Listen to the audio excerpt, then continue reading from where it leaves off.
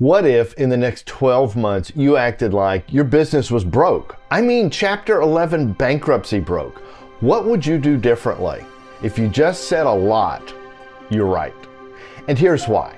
Because in bankruptcy, you have to turn around. Because if you don't, you die. So a lot has to change. Everything is on the table. But it's going to take more than a bankruptcy mindset to make those profits grow and your business to explode exponentially. You've got to have real, actionable turnaround strategies. In this video, I'm going to show you the 3 core turnaround strategies I've used in leading companies. And I boil them down, I keep it really simple so they're easy to remember, because you're going to need to know these for the next 12 months. And it's cash, profits, and people. I'm going to dig into each of these in just a second. But let me just tell you, you don't have to be bankrupt to do these things. And actually, it's better if you're not, okay? So I've done them with actual companies coming out of bankruptcy, use these to get them out of bankruptcy. I've used them with startups, but most of the time I've used it leading companies to their next level, and it works fabulously. So let's hop right in and start talking about cash, because it's the #1 priority in a turnaround. If you run out of cash or sources of cash, you're going to die very quickly. I think of it as like the lifeblood of the company. You know, if we bleed out, we're dead, okay? And it's the same thing. And I know that's kind of a grim picture, but you know, that's how critical this is. And so sometimes you just have to sacrifice things just to keep the cash flowing. Profits comes second. That's why it's second, because I first got to get this thing positively cash flowing at a strong level. I need a great pulse, okay? Think of the cash like that. You know, I want a strong pulse. If it's kind of weak, it's like, well, we're losing pressure here. Okay, that's not good. So in a Chapter 11 bankruptcy, that's reorganization. And it's, like I said, do or die, all right? And so they hold off the creditors so that you get a chance to kind of reform the company, reorganize, get profitable so you can pay all the creditors back. By the way, Chapter 7, well, you're dead. It's liquidating the company, all right? Okay, I shouldn't laugh. That was rude of me. So as I'm talking, I'm going to be referring to a company I took out of bankruptcy called Cobrans. It was a high-end machine shop and millions in revenue, and they hadn't positively cash flowed in 6 months. We took them into Chapter 11. I was CEOing it, got them positively cash flowing in 30 days. Okay, this stuff works, okay? And I'll give you some tricks here in a second. But I think the most important question you might be asking is, well, how much cash is enough? You got to look at the big boys on some of this stuff. And the big boys, let's just say the S&P 500, those are the big boys, okay? And the big boys, I mean, they have billions of dollars in cash, all right? And I'm going to tell you, I think somewhere between 5% and 20% of your assets should be in cash, okay? And so let me just break that down a little bit. The average in the S&P is about 5 to 6%, okay? But that's a whole mix of companies, all right? And so when you break it down, on the low end of this, you have kind of your retail, your manufacturing is like, say, under 10%, 5 to 10%, okay? Give you an idea. I think if you're in tech, you're going to be in that 10 to 15% range. If you are in services or professional services, and let's just say that most of your cost is labor, then you should be at the high end of this number, like 15 to 20%. Now here's the thing, it's of your assets, okay? So if you don't have much in assets, like for example, if let's say you have accounts receivable, all right, maybe you've got some computers and things like that, but you're basically a professional service or you're offering a service for sale, that's why you would have a higher percent, because you have lower amounts of assets, okay? If you're in let's say manufacturing, you're going to have all sorts of equipment and things like that. So you've invested heavily in the company, you're going to have more debt, that sort of thing. So your cash in relation to your assets is lower. But I will tell you, you look at some of these top companies and they have billions of dollars in cash, way more cash than they need to operate. Just imagine with me, okay? Just what are your assets? Let's say it's $100,000 and you had $20,000 or $15,000 in the bank. I'm talking cash, all right? I'm not talking, I got a credit line. That's something different, all right? I'm talking real cash and your credit line's at zero, okay? Credit line's at zero. Here's what happens is you start to feel really secure. I mean, it takes a lot to, if you've got 100,000 in assets, it takes a lot of time to burn through all that cash. And so that gives you lots of runway. That gives you lots of strength. You can now start making investments in your company that you couldn't do otherwise, okay? Let's ratchet that cash up as quick as we can. It depends on the nature of your business, so I'll talk to some different scenarios here, but deposits are absolute must. And one of the things we did at Cobrans was we looked at two things. We looked at what the internals were going on in the company, and then we looked at the marketing in the marketplace and what the market would bear. And so those were sort of our guardrails, okay? I'm looking at it like they're not taking deposits, okay? This is dumb. So they're building these huge oil platform kinds of skidsters and vessels and all sorts of stuff, and no deposit. So we immediately instituted a 50% deposit, which was an industry, looked like that was it was high on the industry norm, but it was still within the norm. And so what we did was we said 50 down and 50 on completion, okay? Then we deliver. So we're not going to deliver it and then get the check. We got rid of receivables. The receivables were horrible, okay? Nobody was paying them. So that was a source of cash, but I didn't want to keep building that. Well, lo and behold, it worked. By the way, I was brought in with a marketing genius, frankly. And so the two of us teamed up these strategies because, you got to go out there and sell it. And that's how we knew what would work and what wouldn't. You've got to start thinking creatively. Start looking and shaking the trees for where can I get cash? And I don't mean, and you may need to borrow some, okay?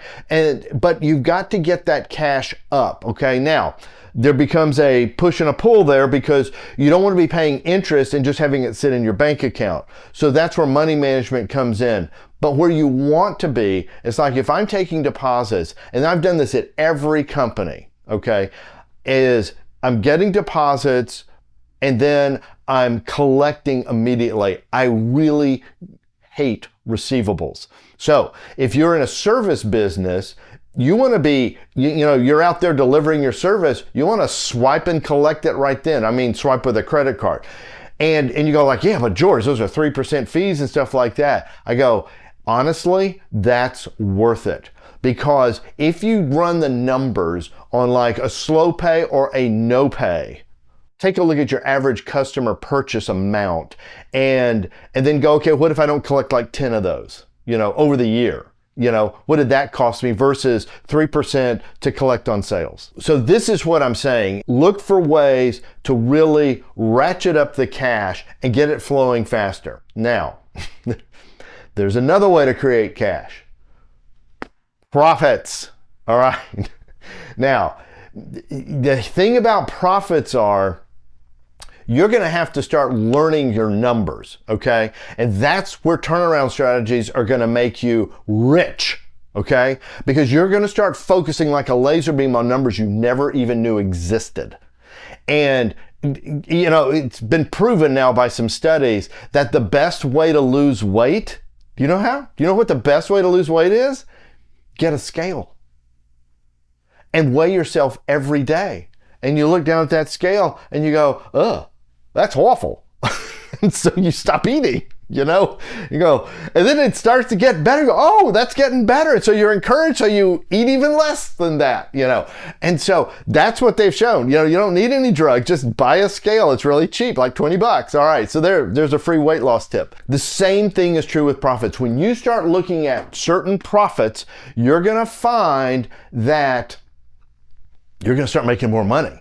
Okay, now the S&P, let's go back to the big boys. The S&P 500 is anywhere from 5% to like 20% in profits, kind of the same cash number. Huh, isn't that a coincidence? Okay, so here's what's going on. The higher cost businesses like manufacturing, retail, because you've got a fixed cost of goods a lot of times, they're gonna be at the lower end of that number. But honestly, I think the absolute minimum has to be 10%. So I'm going to say you need 10% plus. All right. If you're in a service business, you could be 20 to 25%.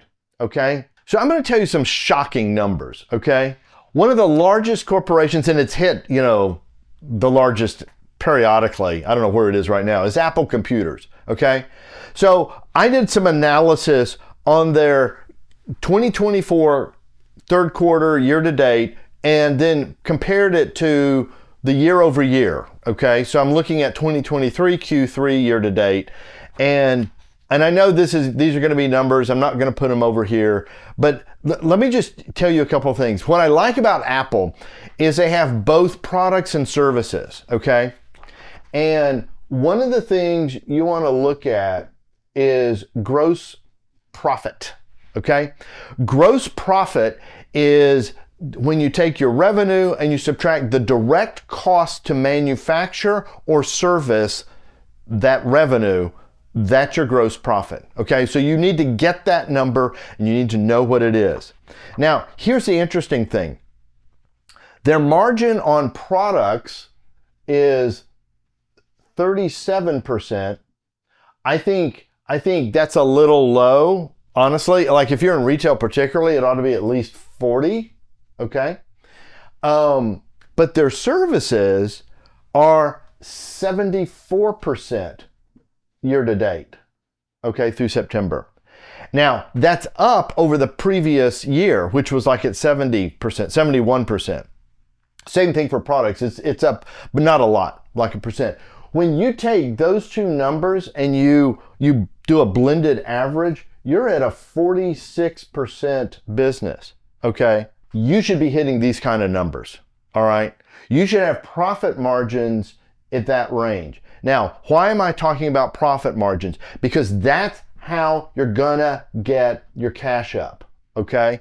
Because the way you're gonna get your cash up is you're gonna increase your margins. We did that at Cobrans. Okay, we looked at our cost, we looked at our revenue, we looked at the market, and we go, you know what? We're leaving money on the table.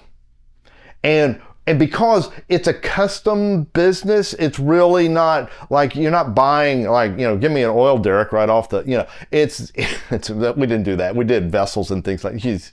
Anyway, it's like it's not an off the shelf item. It's not like we go, oh, just walk through the store and pick one out. Okay, I mean, these were hundreds of thousands of dollars to you know, per product.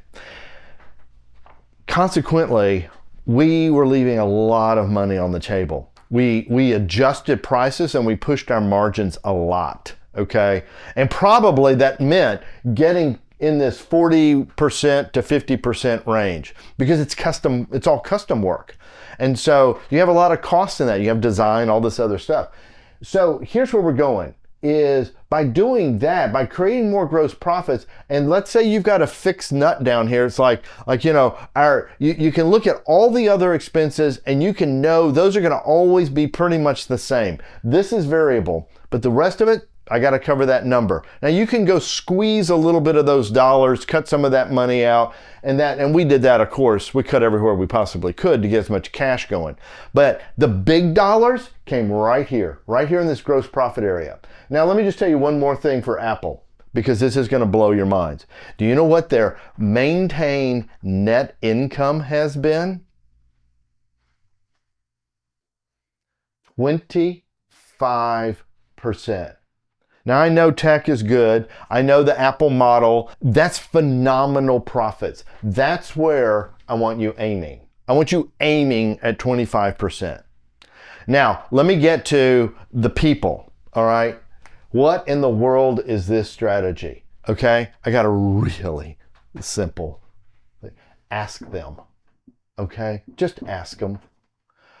What we discovered at Cobrins was, because I didn't know the business, it was I'm brought in to help turn this thing around, which we did. They hadn't been profitable for 2 years. We had them profitable in 4 months. That's why I'm saying, if you are profitable right now, if you've got cash right now, this is going to explode you, okay? By just focusing on these 3 things. But the people, this was their hidden asset.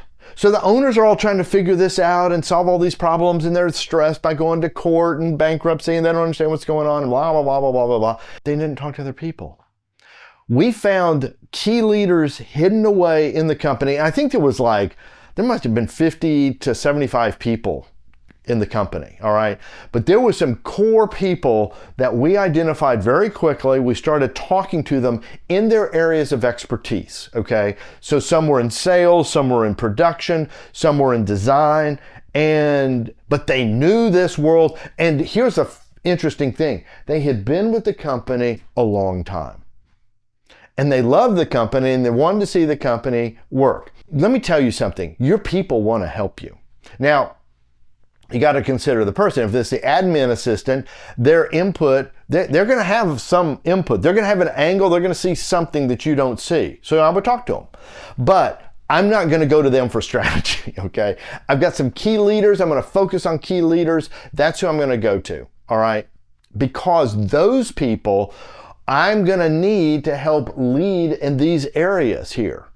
And that's where, like, my process, the Next Level Navigator, it's in my book.